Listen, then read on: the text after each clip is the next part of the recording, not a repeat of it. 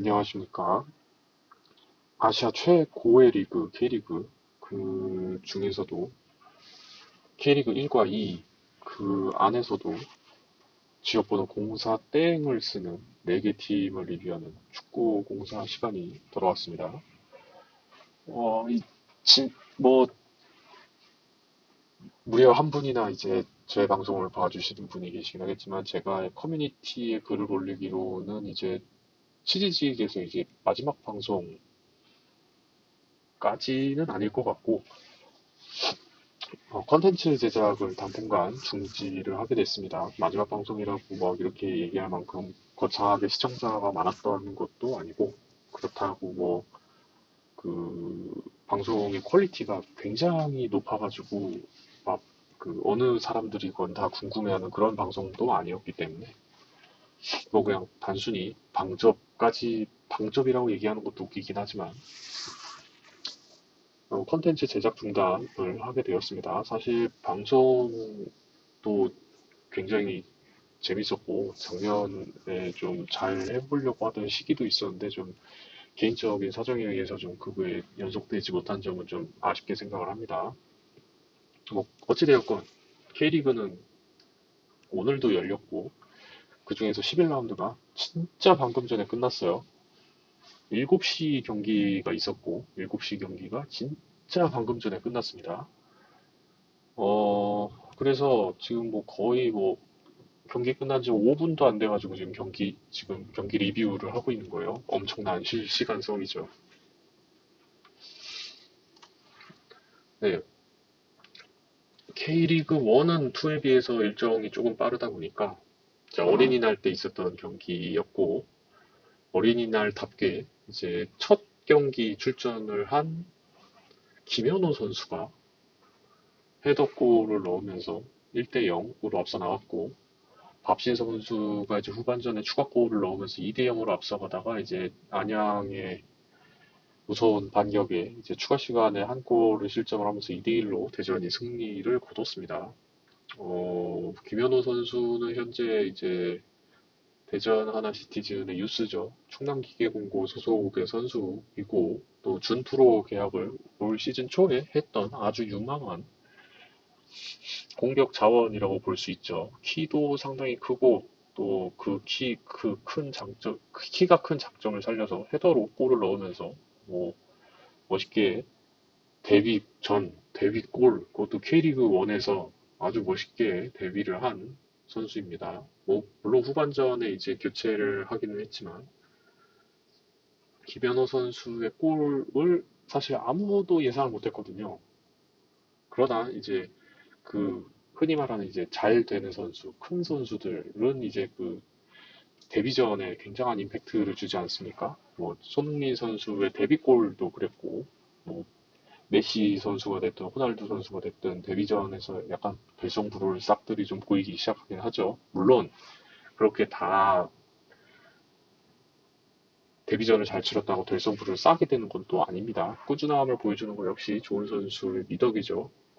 뭐 어찌되었건 구단 거의 최연소 기록에 가까운 골을 넣기는 했는데 개인적으로 이제 김현우 선수를 이제 대전의 아들의 반열에 이제 들어가야 되는 거 아니냐라는 이제 의견들이 있는데 저는 개인적으로 대전의 아들은 좀 기준이 좀 빡빡해야 한다고 생각하는 편입니다. 물론 이제 어린 나이에 이제 대전에 이제 충남기계공고 소속으로 이렇게 유스로 뛰는 것도 쉬운 일은 분명히 아니라고 생각을 하는데 제가 생각하는 이제 대전의 아들은 태어난 것도 대전이어야 된다.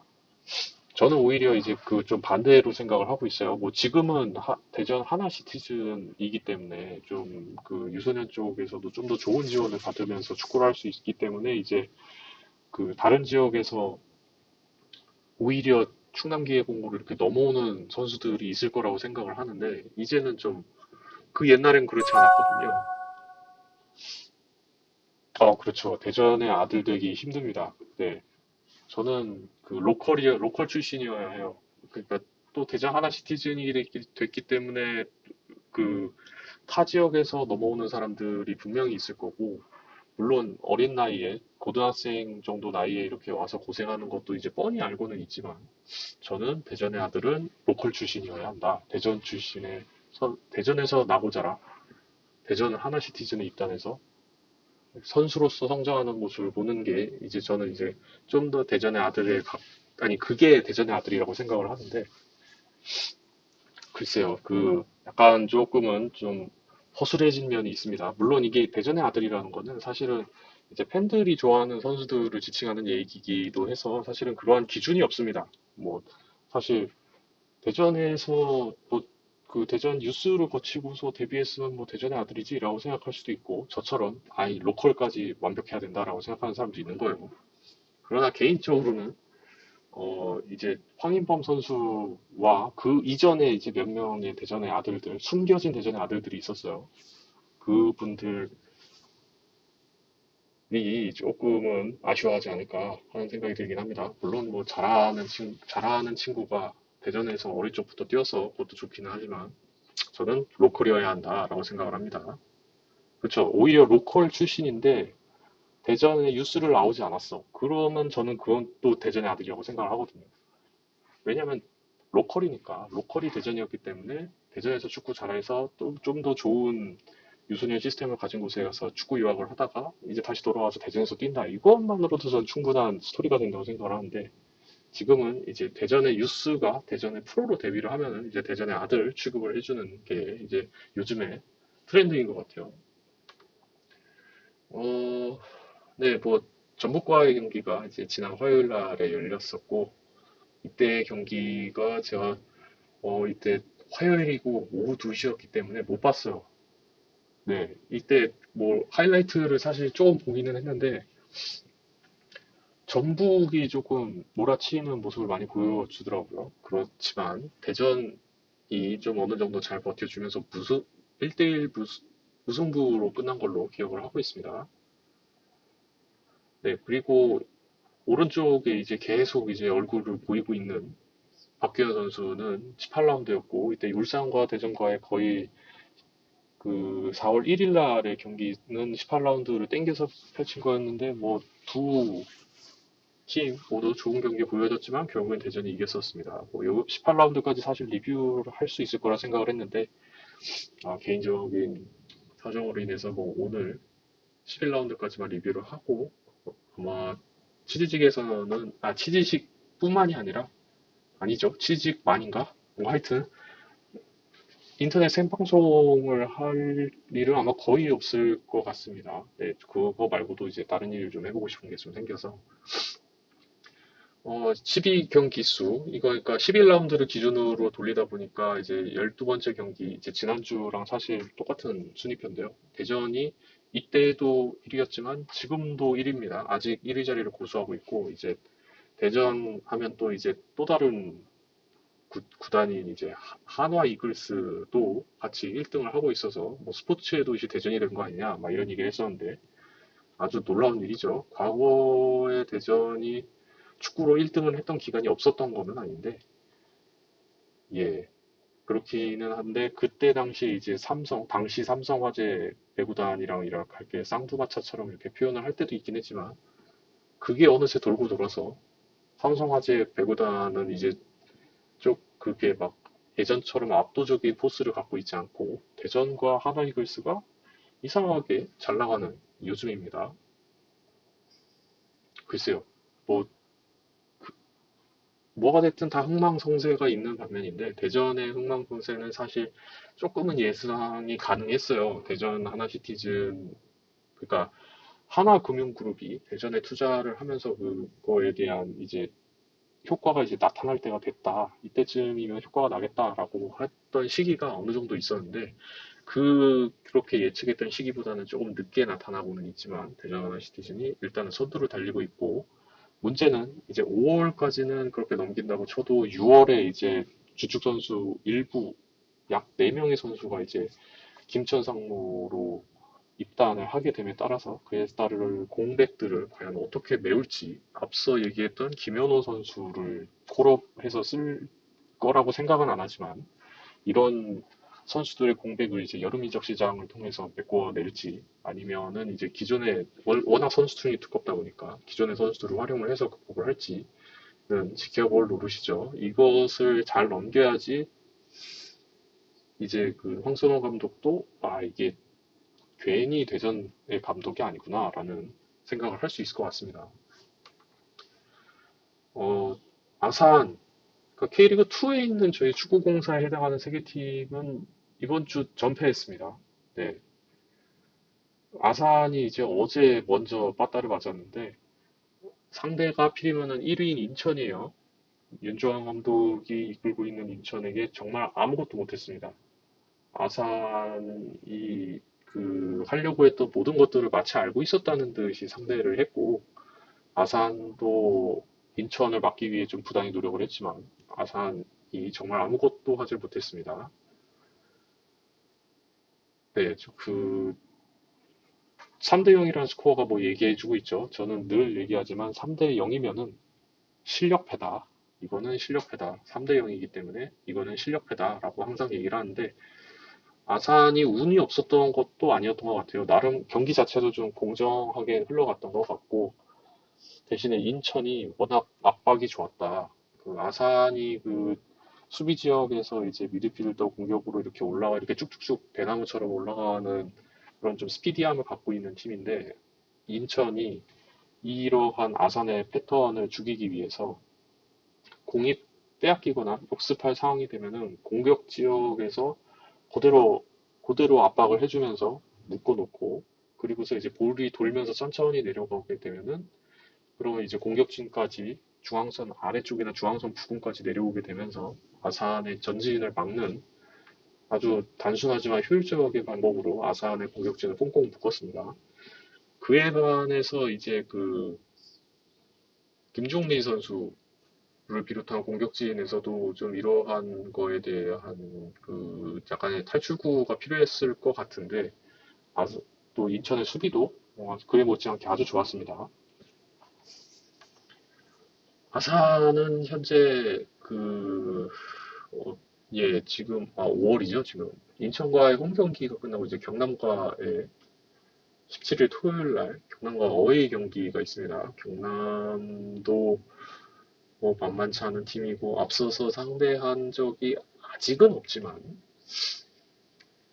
경남이 순위권표에서는 좀 아래쪽에 있는 걸로 기억을 하는데 아산도 만만치 않게 아래 있어요. 일단은 아산이 지금의 위기를 좀 벗어나기 위해서는 지금 최근 세 경기인가 두 경기 좀 계속 지고 있는 걸로 기억을 하는데 그것도 한 골도 못 넣고요.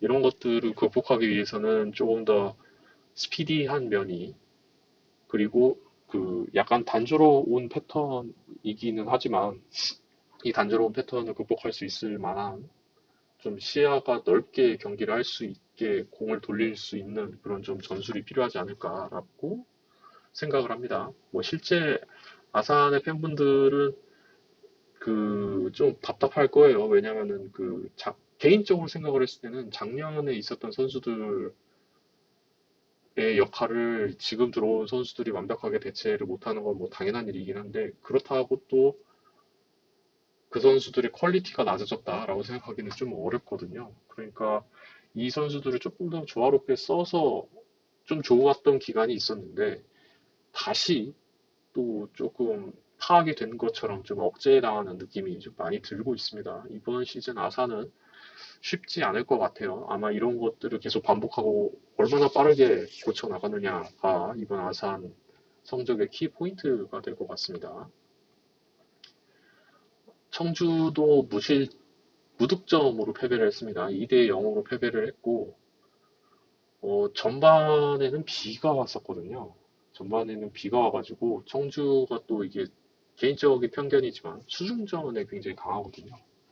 그래서 수중전에서 청주가 좋은 모습을 좀 보이지 않을까라고 이게 내심 기대를 했었는데 아쉽게도 이제 전반전에 이제 서지원 선수와 여승환 선수 이 두 선수가 이제 부상으로 실려나가게 되면서 청주 분위기가 이제 좀 많이 안 좋았습니다. 그래서 후반 들어서 비가 그치고 해가 뜨자 또 이제 부산에서도 라쿠론간에서 뭐 좀 좋은 얘기가 있었던 건지 아니면은 이제 예상치 못한 부상으로 이제 실려나간 두 선수를 이렇게 청주가 지금 극복하지 못하면서 2대 0으로 좀 패배를 했습니다. 청주가 이제 그 흔히 제가 자주 얘기하는 이제 풀파워, 그러니까 이제 청주의 선수들이 건강하게 자신들이 생각하는 전술이 제대로 먹혔을 때는 정말 좋은 모습을 보여주는데 지금 같이 이제 부산 그리고 또 이제 예상치 못한 이러한 변수에 대처하는 거는 좀 어려운 모습을 보여주고 있어요. 뭐 축구라는 게 11명이서 뛰다 보니까 이러한 예측 상황에서 벗어나는 상황이 뭐 자주 일어나기도 하고 솔직히 두 명의 주축 선수가 교체되어 나갔다는 것은 이제 사실은 많이 어렵고 꼬이는 일이기도 하죠. 또 청주 자체가 그렇게 스쿼드가 두꺼운 팀은 또 아니기 때문에 뭐 어쩔 수 없는 패배이기는 했지만 이제 두 번째 홈 경기였는데 이제 지난 경기 좀 크게 이겨서 다행이긴 크게 이겼던 게 아니었나요? 3대 3으로 비겼었나요? 이게 네, 벌써부터 막 헷갈리네요. 하여튼 지난 홈 경기에서는 좋은 모습을 보여줬지만 이번 홈 경기에서는 뭐 득점은 없었어도 또 이제 전반전에 비가 어느 정도로 많이 왔냐면은 막 카메라에 빗줄기 내리는 게 잡힐 정도로 어마어마하게 비가 왔었는데 그 비를 뚫고 응원하는 우리 그 서포터즈들한테 좀 좋은 모습을 보여줄 수 없어서 좀 안타까운 것 같습니다. 페드로 선수와 가브리엘 선수 이 두 선수 간의 호흡은 개인적으로 굉장히 좋아 보여요. 일단 그 아직 완벽하게 좀 호흡이 맞는다 이런 느낌은 아니긴 하지만 가브리엘이 페드로에게, 페드로가 가브리엘에게 이렇게 주고받는 모습이 좀 좋아 보였어요. 이게 그 약간만 다듬으면은 굉장한 듀오가 될 수 있지 않을까라는 생각이 들 정도였고 페드로 선수가 어느 정도 이제 득점 능력이라든가 순간 속도 그리고 또 약간 번뜩이는 느낌이 있다 보니까 가브리엘 선수가 오히려 그 중앙에 서 있음에도 불구하고 페드로 선수에게 많이 몰아주는 듯한 모습을 좀 많이 보여줬습니다. 페드로 선수가 상대 수비를 그러니까 그 순간적인 이동으로 이제 상대 수비를 벗겨내는 모습들이 자주 있기 때문에 가브리엘 선수가 그런 걸 좀 이용을 하는 것 같아요. 뭐 이 두 선수의 호흡이 잘 맞아 들어가고 또 이제 서브 명단에 있는 이제 마테오 징요 선수도 조금 녹아든다면은 충북 청주의 공격 쪽은 좀 괜찮지 않을까. 물론 이제 그 김병호 선수가 이제 그 페드로 선수 대신해서 들어왔던 걸로 기억을 하는데 페드로 선 김병호 선수의 위치나 뭐 실력을 의심하는 것은 아니지만 그래도 페드로 선수와 가브리엘이 김병호와 가브리엘보다는 조금 더 호흡이 잘 맞는 것 같다 정도입니다. 네, 두 번의 이제 홈 경기가 이제 끝났고 이제 오랜만에 어웨이로 전남으로 갑니다. 이제 12라운드이기 때문에 아직 1로빈이 채 돌지 않았죠. 1로빈이 돌면은 뭐 사실 이제 K리그2에 있는 전 구단을 한 번씩 상대해봤다 뭐 이런 느낌이긴 하지만 사실 지금 그렇게 상대해봤다고 뭐 다음에도 이길 수 있어라고 생각할 수 있을 만큼 좋은 형편이 아니긴 해요. 충북 청주도. 물론 이 제가 리뷰하는 세 개 팀 중에서는 가장 성적이 좋긴 합니다. 다음은 천안입니다. 수원을 상대로 이제 원정을 떠났는데 수원 성이라고 불리는 그 수원 월드컵 경기장으로 알고 있는데 맞나요? 안 써 있네요. 네, 그 분위기가 아주 어마어마합니다. 수원도 이제 오랜 기간 명문 팀이었고 지금은 이제 K리그 2에서 이제 허우적거리고 있긴 하지만 그 서포터즈들 간의 그 끈끈한 것들이 아직 잘 남아 있습니다. 그래서 그냥 경기장을 보면은 심지어 중계를 보더라도 그 경기장의 기운이 느껴질 정도예요. 그래서 선수들도 충분히 얼얼 만한 그런 분위기가 아주 잘 돼 있는 홈팀에게는 그만큼 좋은 구장이 없겠죠. 그런데 사실 작년까지만 해도 수원을 처음 만났으니까 재작년이죠. 재작년에 내려온 거니까 작년이 처음이겠죠. 작년까지만 해도 수원이 처음이니까 뭐 그럴 수 있겠다라고 하는데 이게 그 올해 또 만났다고 적응이 될 수 있는 그런 분위기가 아닌 것 같긴 해요. 네. 그래서 그런지 천안 선수들이 또 연패를 하고 있다 보니까 이게 좀 마음의 짐까지 더해져가지고 굉장히 전반전을 너무 못 뛰었어요. 이게 포기했나라는 생각이 들 정도로 그 굉장히 못 뛰었습니다. 거의 뭐 삼성, 수원 삼성이 뭐 전반도 그렇고 후반도 그렇고 거의 막 가다놓고 패는 수준이긴 했는데 전반전에는 좀 너무 많이 못했어요. 뭐 첫 번째 골, 두 번째 골, 물론 두 번째 골은 개인적으로 좀 박주현 선수가 역동작에 걸리면서 조금 아쉽게 들어가기는 했는데 첫 번째 골, 두 번째 골도 좀 어이없게 먹었었고 그 선수들의 발이 떨어지지 않는 것 같은 느낌이 들 정도로 좀 전반전은 굉장히 위축되어 있는 상태로 좀 많이 좋지 못한 모습을 보여줬는데 하프타임이 이제 끝나고 후반전에 나왔을 때의 천안은 나쁘지 않았습니다. 네, 굉장히 그 수비, 그러니까 더 이상 실점하지 않겠다라는 의지가 충분히 느껴졌었고 수비진과 미드필더진과 공격진의 그 간격이 전반에만 해도 굉장히 제각각이었는데 후반전 되면서 조금 정돈이 되고 미드필더와 공격진이 이제 하프라인 아래로 내려와 주면서 그 촘촘해진 간격으로 어떻게든 뻗어나가려고 노력을 했었습니다. 또 그렇게 공간이 공격수가 뛸 공간이 넓어졌다는 거는 이제 새롭게 이제 주장으로 임명이 된 퉁가라 선수가 이제 활동할 수 있는 공간이 늘어난다는 이야기인데 그렇게 해서 몇 차례 좋은 모습을 보여주기는 했지만 그래도 뭐 그 두 골 차를 극복하기는 쉽지 않았고 수원의 선수들도 노련하게 방어를 하면서 이 0대 2로 천안이 패배를 했습니다. 아마 제가 리뷰하는 4개 팀의 라커룸에 들어가 볼 권한이 생긴다면은 아마 천안이 제일 좋지 않지 않을까. 그러니까 가장 나쁜 라커룸 분위기를 갖고 있지 않을까라는 좀 생각이 들 정도로 좀 무기력한 패배이긴 했습니다. 수원과의 어웨이 경기가 끝나고 이제 성남을 호흡으로 불러드립니다. 성남은 지난 시즌 꼴찌였지만 이번 시즌은 작년이 생각나지 않을 정도로 좋은 성적을 내려고 노력을 많이 하고 있어요. 실제 순위도 아마 작년과 다를 겁니다. 인천, 전남, 수원, 서울, 이랜드, 그리고 성남이 7위, 성남이 딱 그 중간을 차지하고 있네요. 천안이 성남을 상대로 과연 어떤 모습을 보여줄지는 잘 모르겠지만 사실은 성남이 승리를 가져가지 않을까라고 이제 예측을 하는 게 이상하지 않은 상황이죠. 지금 뭐 보시면은 부가 단 하나도 없는 팀은 천안뿐입니다. 이 상남자의 팀이에요.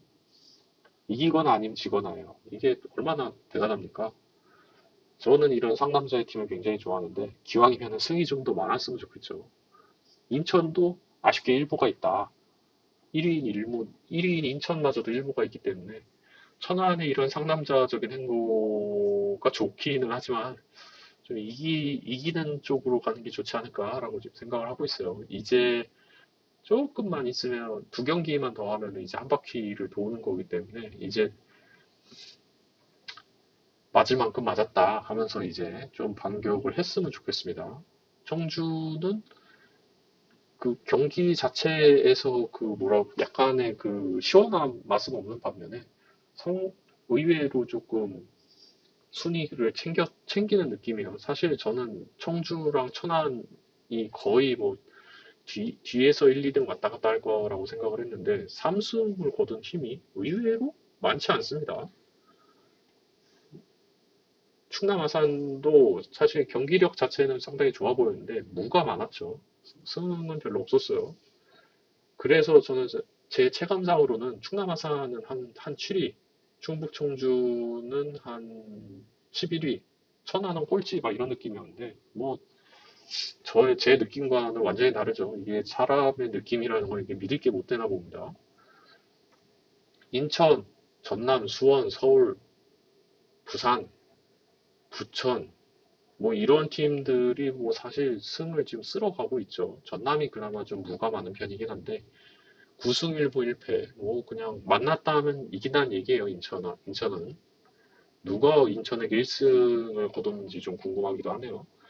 전남도 뭐 나쁘지 않고 수원은 뭐 천안과의 경기를 보신 분들은 아시겠지만 뭐 건재합니다. 전반전 그러니까 좀 천안이 안 좋았던 전반전의 수원의 모습은 야 이게 선수들의 개인기량 차이도 좀 나는 거 아니야? 라는 생각이 들 정도로 좀 좋지 않았어요, 많이. 서울 이랜드는 꾸준히 그 플레이오프권에 진출해 있는 뭐 K리그2의 약간 터줏대감 같은 느낌이긴 한데, 이 서울에 있는 이제 용병들의 그 화력으로 지금 뭐 좋은 성적을 거두고는 있지만, 의외로 리그 상위권의 득점력을 가지고 있는 건 또 아닙니다. 득실찬을 보면은 뭐 당연한 얘기지만 인천이 1등이죠. 유독 그 충청권에 있는 팀들을 잘 패는 게 또 서울 이랜드이기도 하고요. 부산은 이제 충북 청주를 상대로 사실 승이 있지가 않았다고 하더라고요. 그러니까 좀 약간 징크스 같은 거였는데 이번 경기로 인해서 깨졌습니다. 부산은 그래서 승을 추가를 해서 5위, 그리고 6위 부천까지는 이제 그 플레이오프에 진출할 수 있는 순위권이기 때문에 이 순위를 부천을 성남이 잡고 올라갈지는 이제 다음 라운드가 돼봐야 알 수 있을 것 같습니다. 충북, 청주, 충남, 아산, 천안은 지금 뭐 천안이야 뭐 예전에 이제 12개 팀일 때였던 걸로 기억을 하는데 뭐 꼴찌를 한 번씩은 해봤던 경험이 있고 아산도 K리그 2에 나오고서 좀 고생을 많이 했었습니다. 그리고 충북 청주는 의외로 이제 데뷔 시즌에 4위를 차지하는 파란을 보여줬었는데 작년과 올해 좀 힘든 모습을 보여주고 있습니다. 이 위기를 이제 각 팀들이 어떻게 극복할지를 보는 게 이제 축구의 재미이기도 한데 사실은 조금 그 뭐라고 할까요? 요 세 개 팀들을 보다 보니까 이게 그 약간의 공통점들이 보이는 게 이런 얘기하기가 좀 되게 추갈모스러운 얘기이긴 한데 상대팀이 더 잘하는 게 그냥 느껴집니다. 네, 이게 전술의 문제도 사실은 있을 거라고 생각을 하는데 상대팀이 잘하는 게 좀 느껴집니다. 네, 세 개 팀을 상대하는 상대팀이 더 그렇게 느껴진다. 특히 천안은 제가 늘 말씀드리지만 제가 좋아하는 스타일의 축구를 하기는 하는데 성적이 좀 나오질 않고 있어요. 사실 좀 짜임새가 없는 느낌이긴 합니다. 천안도 저번에 지난주에 말씀드렸던 것처럼 공격, 미들, 수비 요 세 개의 라인을 긋는다고 생각을 했을 때 요 세 개의 라인의 그 간격이라든가 활동량이 조금 그 일정하지가 않은 모습이 많이 보이고 충남 아산 같은 경우에는 이상하게 잘 모르겠어요. 이게 전술이나 간격이나 이런 것들도 좀 좋기는 한데 상대팀이 좀 더 강하게 느껴집니다. 이유는 잘 모르겠어요. 아산의 좀 단점이라고 볼 수 있다면은 그거죠. 전환이 늦어요. 그러니까 수비에서 공격으로의 전환이 늦다는 얘기가 아니라 그 좌에서 우로 경기장을 가로지르는 그러니까 경기장을 골대에서 골대로 가로지르는 게 아니라 터치라인에서 반대편 터치라인으로 사이드라인이라고 하나요? 네, 사이드라인이죠. 반대쪽 사이드라인까지 이렇게 넘겨주는 그런 좀 전환이 좀 늦습니다. 그렇게 전환이 늦다 보면은 상대팀이 이제 숨을 고를 시간이 오게 되는 거죠.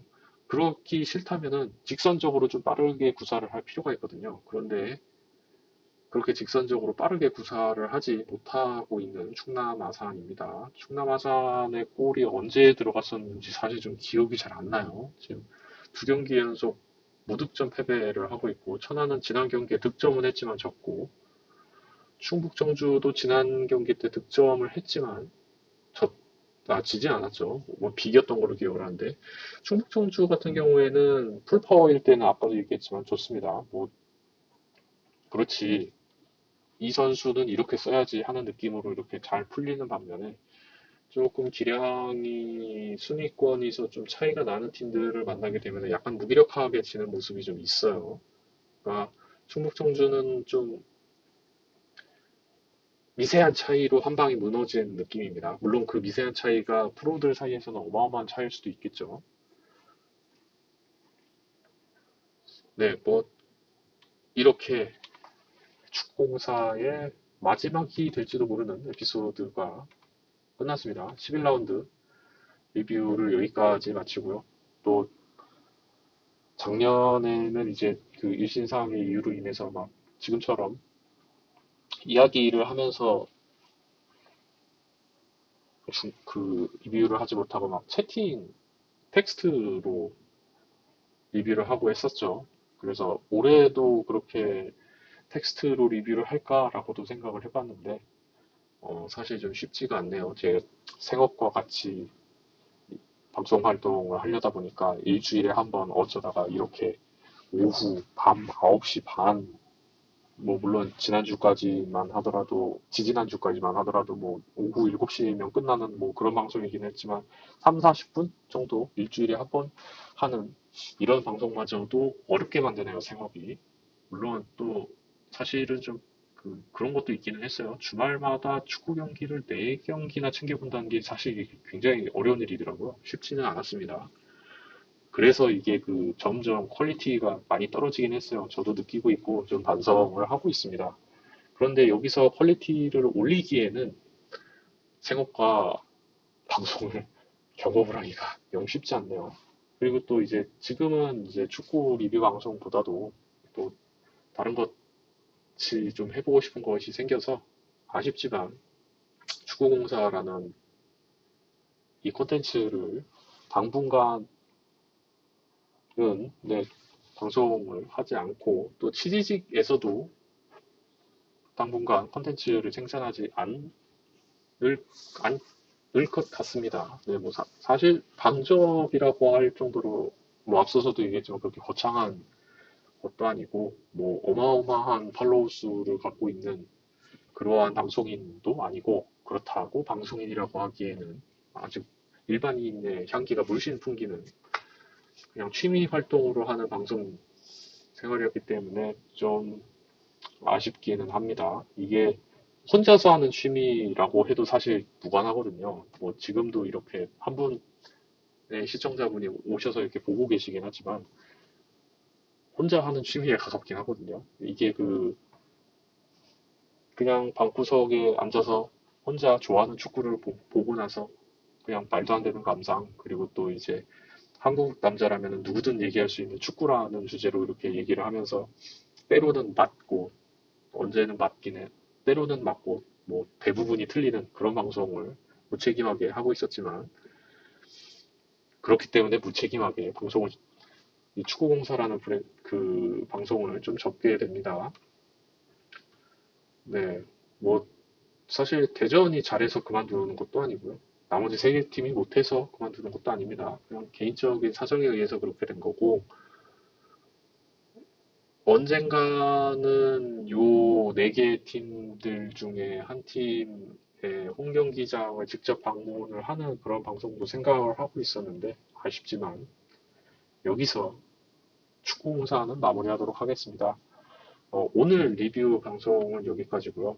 또 시청해 주셔서 감사하고 하루살이 광전사 54님 네, 또 채팅으로 이렇게 방송 참여해 주셔서 감사합니다. 뭐 언젠가가 될지는 모르겠지만 돌아온다고 얘기하는 것도 사실 웃긴 상황이거든요.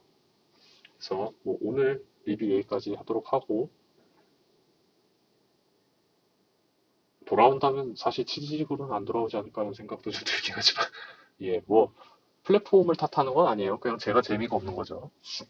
네, 뭐 하여튼 다시 계속 몇 번 반복해서 말씀드리지만 오늘 방송은 여기까지이고 축구공사도 이제 당분 아니 계속 지금 아쉬움에 제 계속 지금 당분간이라는 말을 붙이는데 축구공사도 여기까지 하도록 하겠습니다.